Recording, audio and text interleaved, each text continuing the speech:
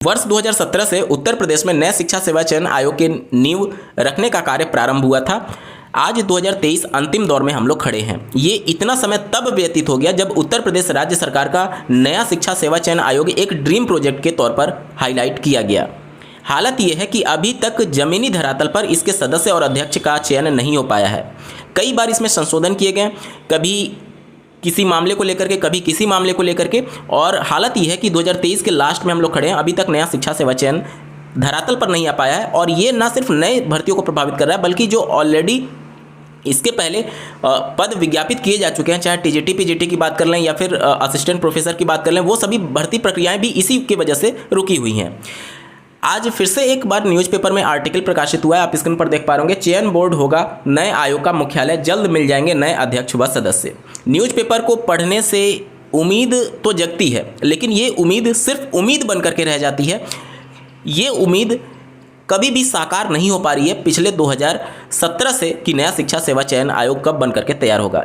एक बार जल्दी से देख लेते हैं इस पूरे आर्टिकल में क्या है। देखिए, यहाँ पर टाइम बाउंड सेट तो कर दिया गया है। देखना होगा कि जो टाइम बाउंड सेट किया गया है सदस्यों के चयन के लिए, वो वाकई में है या फिर से एक बार नई डेट मिल जाती है। नया शिक्षा सेवा चयन आयोग नियमावली को कैबिनेट से मंजूरी मिलते ही इसके अध्यक्ष एवं सदस्यों की नियुक्ति प्रक्रिया पर काम शुरू हो जाएगा। एक सप्ताह में अध्यक्ष और सदस्यों की नियुक्ति के लिए विज्ञापन जारी किए जाएंगे। 1 से 1.5 महीने में इनकी नियुक्ति प्रक्रिया पूरी होने की उम्मीद है। उत्तर प्रदेश माध्यमिक शिक्षा सेवा चयन बोर्ड का परिसर नए आयोग का मुख्यालय होगा। नए आयोग के अस्तित्व में आते ही सबसे पहले लंबित पड़ी शिक्षक भर्ती शुरू कराई जाएगी। प्रदेश में अशासकीय सहायता प्राप्त महाविद्यालय का विज्ञापन संख्या 51 के तहत असिस्टेंट प्रोफेसर के 1017 पदों पर भर्ती प्रस्तावित है और अशासकीय माध्यमिक विद्यालयों में सहायक अध्यापक टीजीटी और प्रवक्ता पीजीटी के लिए 4163 पदों पर भर्ती होनी है, जो कि 2022 में अगस्त में इसके लिए आवेदन लिए गए थे।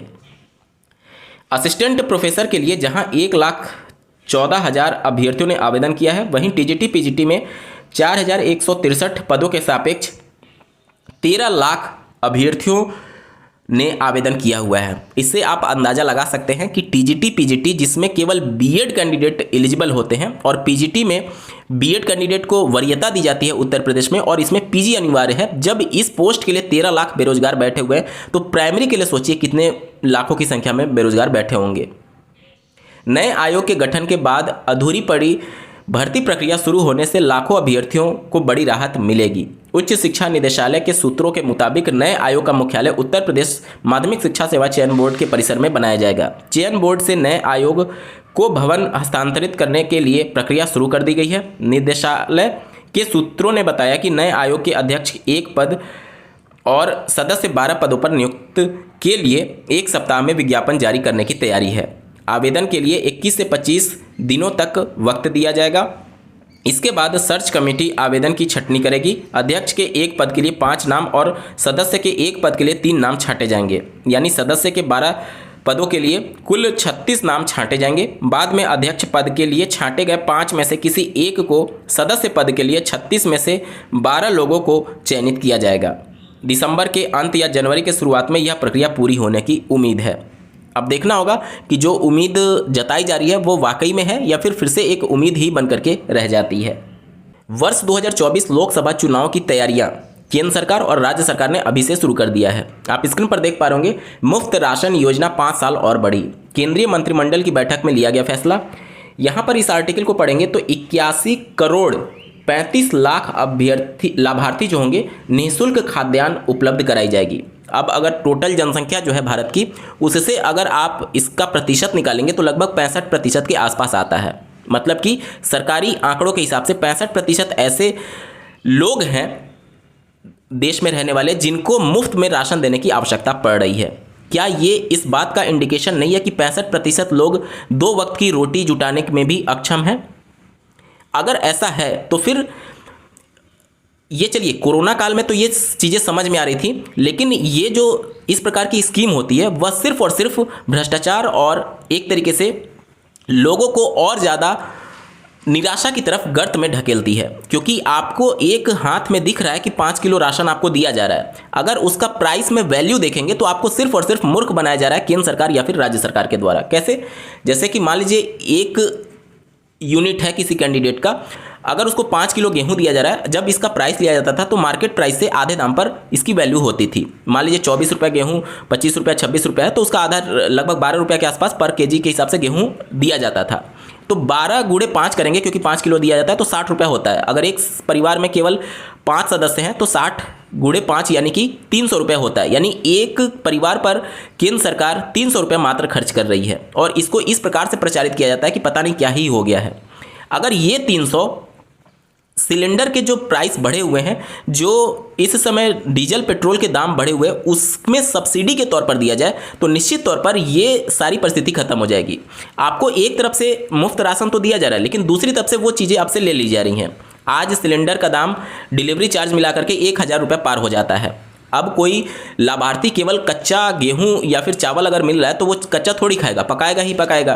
तो ये कैसी हेल्प की जा रही है, कैसे लोगों की हेल्प की जा रही है कि उनको एक तरफ से चीज़ें महंगी करके दी जा रही हैं और दूसरी तरफ से उनको मुफ्त दिया जा रहा है। उससे अच्छा तो ये होता कि इसको मुफ्त ना दे करके एटलीस्ट उस बंदे को भी स्वाभिमान का एहसास होना चाहिए कि मैं 1 रुपया ही सही लेकिन पैसे दे करके खरीद रहा हूँ। इससे क्या होता है ना कि लोगों के मन में निर्भरता बढ़ने लगती है कि अरे कुछ हो कुछ भी हो, 5 साल तो हमें मुफ्त राशन मिलेगा ही मिलेगा, खाना तो हमारा बंद नहीं होगा। और लोग इससे काम करने के लिए प्रेरित नहीं होते हैं। क्यों नहीं हो रहे? क्योंकि उनको ये लग रहा है कि हमें तो चावल और गेहूं मिल ही जाएगा, और ये सभी चीज़ें मुफ्त कभी भी नहीं देना चाहिए। आज अगर कोई रिक्शा भी चला रहा है तो भी वह इतना सक्षम हो जाता है कि वह इसके संबंध में राशन खरीद सकता है और इस प्रकार की अपनी ज़रूरतों को पूरा कर सकता है। जब आप चीज़ों को मुफ्त कर देते हैं तो इससे बंदे का स्वाभिमान भी हर्ट होता है कि मुझे मुफ्त में लेना पड़ रहा है। हालांकि वो चीज़ें किसी को भी मुफ्त में देंगे तो वो मना थोड़ी करेगा, लेकिन इससे उसका स्वाभिमान भी कहीं ना कहीं ये हो रहा है कि हाँ मैं मुफ्त में खा रहा हूँ। सरकार को ये चाहिए कि ये मुफ्त की जो योजना चल रही है इसको पूरी तरीके से बंद कर दीजिए। आज की जो हालत है, 12 रुपये जो पहले दिया जाता था उसके हिसाब से दिया जाए तो कोई भी परिवार निश्चित तौर पर सक्षम है। अगर आपको मुफ्त देना ही है तो जगह जगह पर फ्री में आप जो मुफ्त भोजन बनाने की योजना जो अन्य सरकारों के द्वारा दी जाती है, भोजन पका करके और लोगों को 1 रुपये में थाली दिया जाता है भरपेट खाना कराने की, इस प्रकार की आप व्यवस्था कर दीजिए।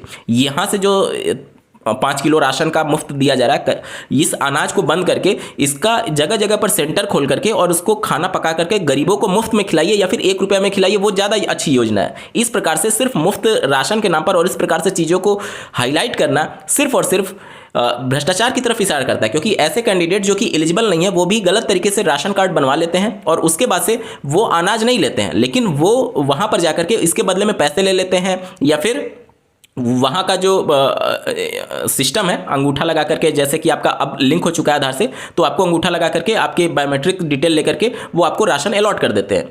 तो वहाँ पर क्या होता है कि अंगूठा अभ्यर्थी लगा देता है और वो उनसे पैसे ले लेते हैं और ये मार्केट में जाकर के इसको बेच देते हैं। तो ये भ्रष्टाचार को ही तो बढ़ावा मिल रहा है। जिसको ज़रूरत नहीं है वो पैसे के लालच में ये सभी चीज़ें कर रहा है, या फिर गेहूं लेकर के वो दूसरी जगह जाकर के बेच देता है, किसी जरूरतमंद को पैसे लेकर के दे देता है। तो ये सब तो भ्रष्टाचार को ही बढ़ावा मिल रहा है। यानी आप कहाँ उस तरीके से उस बंदे तक ये लाभ पहुंचा पा रहे हैं जो कि जिसके लिए ये लाभ शुरू किया गया था। तो ये चीज़ें गलत तरीके से इंप्लीमेंट की जा रही हैं देश में। ये सभी चीज़ें नहीं होनी चाहिए। ऐसा करके सिर्फ और सिर्फ लोगों को ये एहसास दिलाया जा रहा है कि तुम 5 किलो राशन खरीदने लायक भी नहीं हो। आज के डेट में कोई भी ऐसा नहीं है, रिक्शा चलाने वाला भी सक्षम है कि 12 रुपये पर केजी गेहूं खरीद सकता है अगर उसको सही तरीके से इसको दिया जाए। ये सभी चीज़ें निश्चित तौर पर अगर सही से इंप्लीमेंट की जाए तो देश में जो महंगाई है इस समय उसको कंट्रोल पाया जा सकता है। जो मुफ्त में दे करके यहाँ पर फालतू चीज़ों में पैसे खर्चे किए जा रहे हैं उसको सिलेंडर के दाम में, LPG और ये सभी पेट्रोल डीजल के दाम में अगर रियायत दी जाएगी तो जाहिर सी बात है माल ढुलाई जो कम होगा उसका अन्य महंगाई पर भी असर पड़ेगा और महंगाई धीरे धीरे कम होगी।